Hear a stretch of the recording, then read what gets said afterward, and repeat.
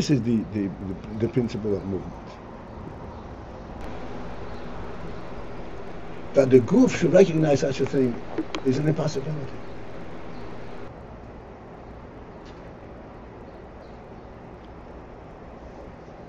And yet, the neshama is mislabish in the group, and the group comes to life, so that even on the group level, it is, we have cognizance. Where is the right place for this thing? In the physical world, in the physical again. Which is only because of the slapshas hanefesh in the group with pnimius, which are the slapshat pnimius.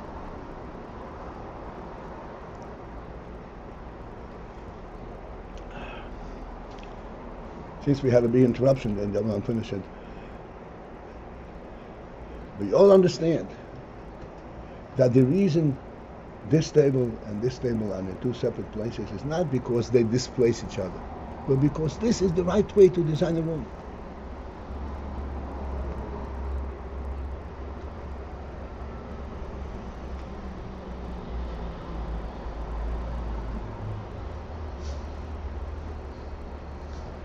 That is a neshama element on the Gash, in Gashmisik world.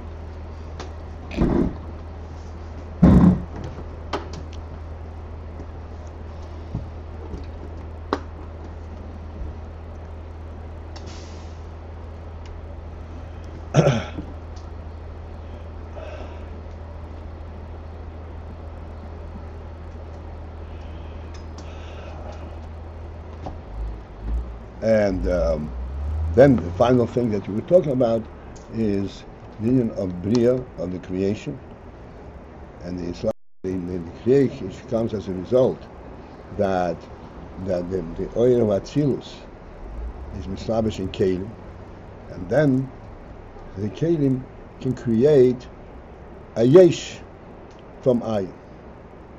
This is what we're going to start now, Oisvov.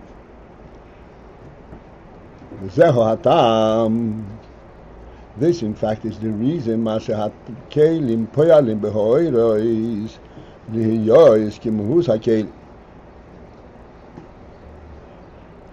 the kelim effect in the oiros, that the oil should be kimhus hakeli at the reality level of the kelim.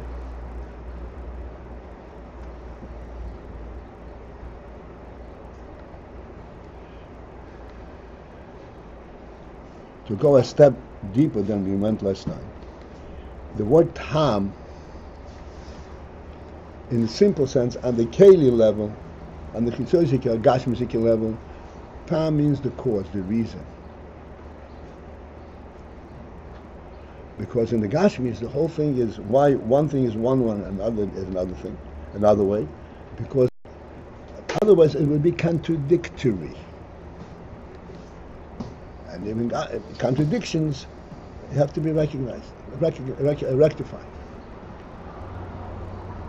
Tam means, what is the reason that this is like this? Because this is like this, and then automatically this has to be like this. That's the extent of tam in the Gashmisik arena. But in reality, from the Neshama perspective, the word tam, in Neshama, there's nothing inadvertent. Nothing that is just forced to be. As I said, it is the way it is because that is the way the neshama sees the right way for it to be. That's why the word tam has a secondary or maybe a primary meaning. Tam is a taste. When it is this way, something is not right. When it is this way, it is right. It allows you to feel comfortable with it. Let's make tam.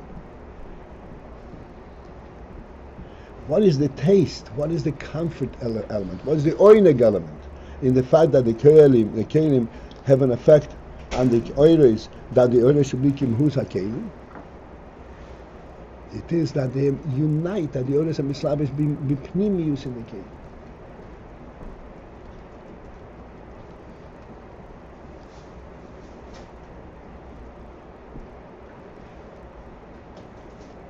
This is a phenomenon which I would like to understand, that we should understand the phenomenal phenomenon of it. This is not a simple thing. Because Oyer does not understand Keli and Keli doesn't understand Oyer.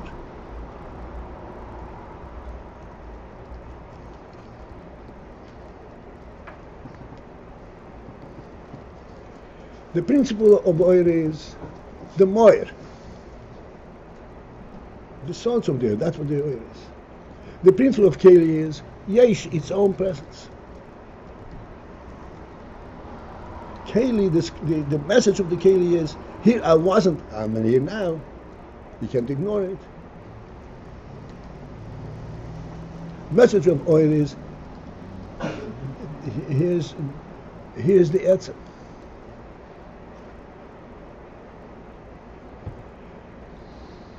And yet, the Oyer. What would you say? What's the principle of the Moor or the principle of the Etzem? I'm sorry, say again.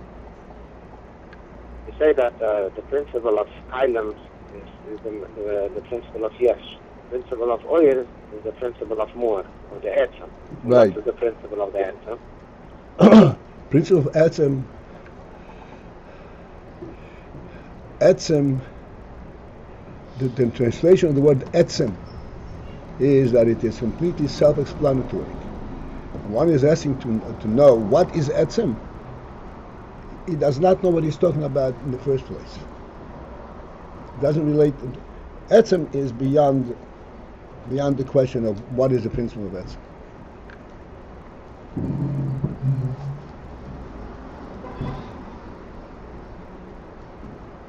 We discussed Etzem. We had a few days that we dedicated to trying to understand the terminology. In world, there is no such thing as Etzem. So from the worldly perspective, by worldly parameters. The reason that the sun, which is the easiest thing for us to understand, because it's a physical entity. We observe it all the time.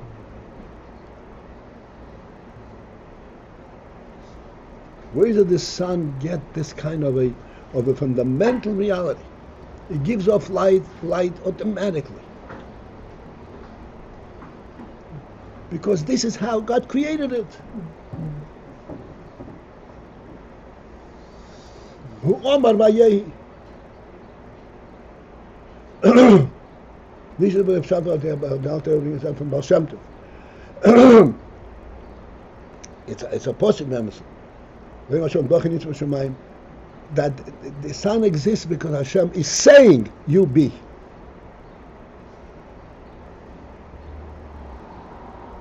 It's entirely a Gadol phenomenon.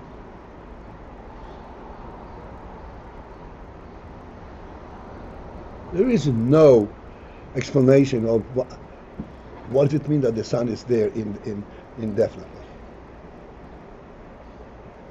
without exhausting its fuel, its energy.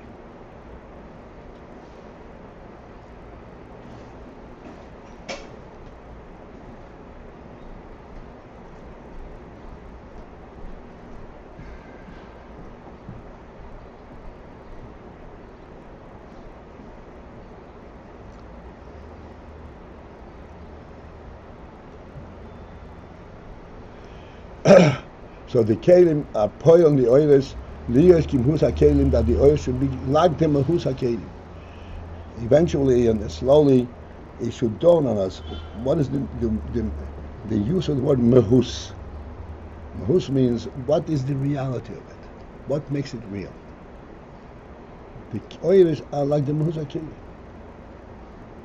It is not that one oil and keli, one affects, talks to the other on two different, across the street, so to speak. No, the oil and the keli correlate perfectly. Kimhus hakeli. The ore is becoming the level. I'm sorry? The ore is becoming a way of the yesh. But yeah. But it's not a yesh. It's a yesh because it's mislabish in the keli. It wants to be mislabish in the keli. It's a godly phenomenon. Why? Why is the owner established in the keli? Because that is its mission, a godly mission. he would establish in the keli.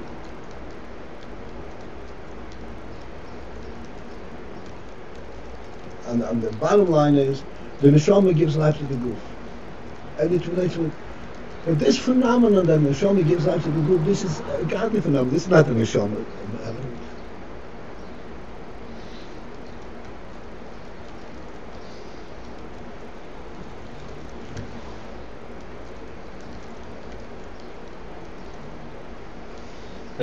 Is that to say, like, each unto itself would not understand the other? Like we said, Kali and Oram completely separate worlds, and yet what? Yet it's by godly intervention that they land up working together? Is that?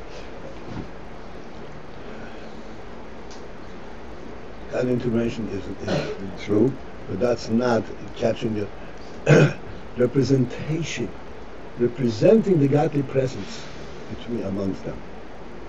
This is what it is. That's in a way the result, but if they're so different... No, that's not the result. That's the cause. That's the cause of them getting... Because they're both subservient to the godly will. Without that, they would be in different worlds, different operating systems. You could not say hello to each other.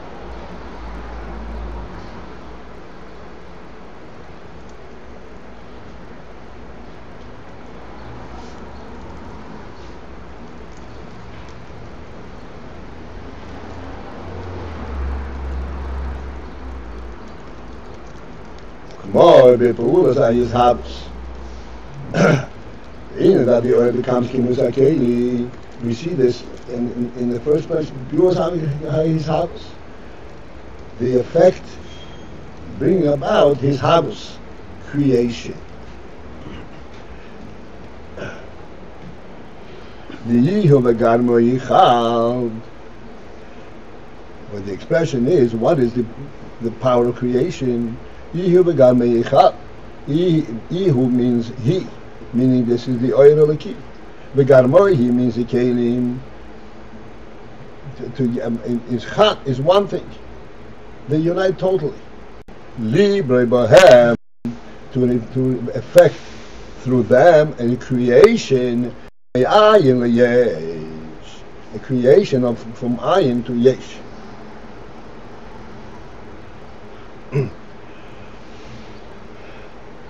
Again, it's time we should step in on the depth of this term in the Ayin yesh. Of course, it's a miracle. It wasn't here before, and now it's here. Ayin yesh. That is not the definition of creation. That's to an observer's eye, it is creation of creation. The definition of creation is that after it is here already, and it is here for thousands of years, it's still meyayin liyesh.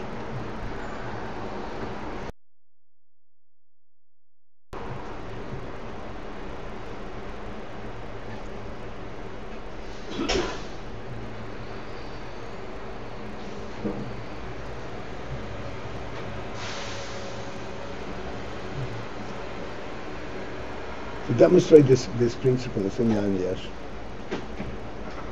we spoke many times the difference between the need for eating, for example. He eats, and we have this phenomenal revelation. Now, eating on the Gashmic level is a response to hunger, a demand from the body. I feel uncomfortable. I feel weak.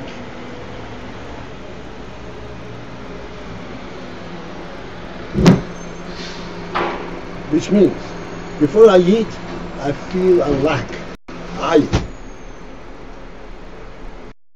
Eating brings me back into comfort. Eating represents this lack and satisfaction.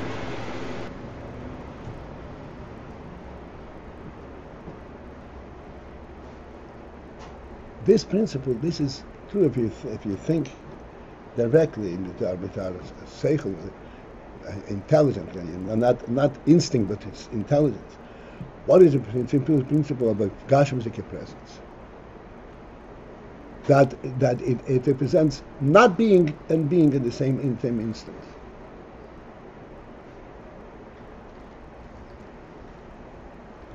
which means it is constantly coming into being.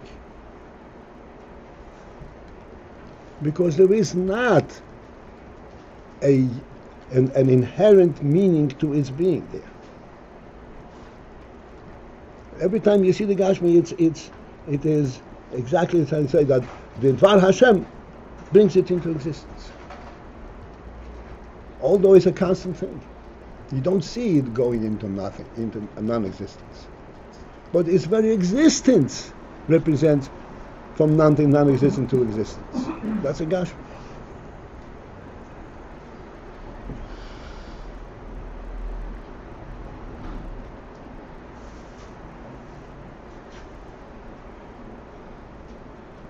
Like we said, in contrast to eating, which is satisfaction of hunger. So you go to a point where you're actually hungry, and you need food to satisfy, to bring you back into life. We have the similar process on the life element itself. In breathing, a person has to breathe constantly to restore and bring back the force of life. But then it doesn't come in a manner where you feel faint, you feel choking, and then you bring a life into it. Then you don't have that phenomenon, that experience.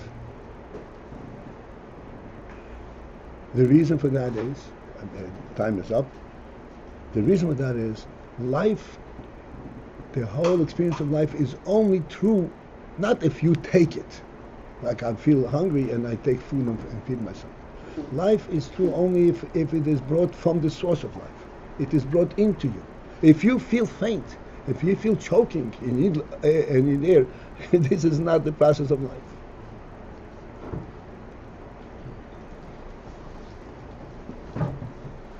That's the Ayin. That would be Ayin. A life is not Ayin. Wait, I'm sorry. That would be Ayin if. That would be Yesh Mi'ayin. That would be that life is a Yesh. If you felt the need to breathe, and you took in a breath. We explained many times that breathing is not an active phenomenon, even though it's happening in and out. Breathing is, the air is being forced into us. That's okay. So that's not an example of Yesh Ma'ayin, where the air is being forced. Even though the Gashmi there is that phenomenon, but that's not the effect of it is a completely different thing. Where you feel in breathing, you feel the experience of breathing is not just the air that's in your lungs, but the presence of air in a total presence.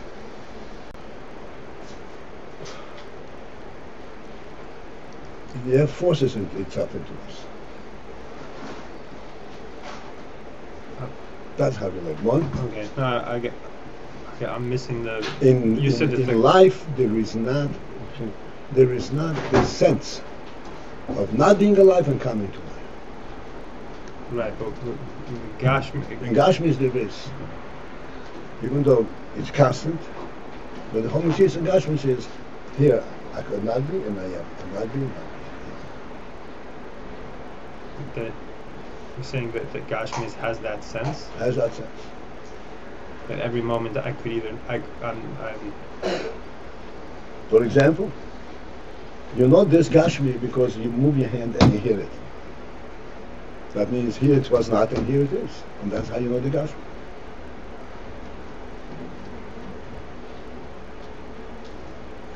Ruchni, in life you don't know that.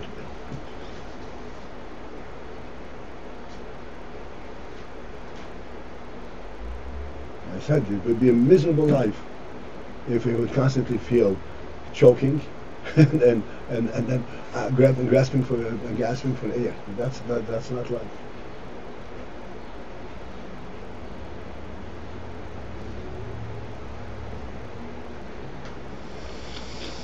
All right, this is it for this morning. Hello, everybody. Welcome home. ya